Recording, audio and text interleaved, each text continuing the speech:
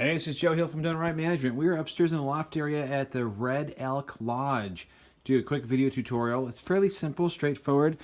This is a Roku remote, and it does not have any Wi-Fi ability up in here since there's no Wi-Fi compatibility or Wi-Fi installed. So, all you're going to be doing is using the home button, and there's the cable box right there.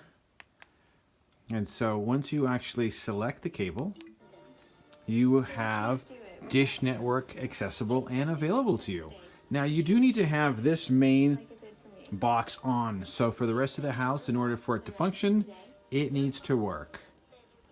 And so that is basically what you have available to you up here. Now it does have a DVR function, so just in case there isn't any satellite that's coming through just because, or dish, because of an outage, you should have everything that's available on the DVR recorder that you can watch. So there are movies and all kinds of different things that you have access to. So if you've got any questions regarding staying at the Red Elk Lodge, regarding the television up in the loft, you can give us a call in the office, and that number, it's 208-634-0030. Cheers, and hope you're having a great time.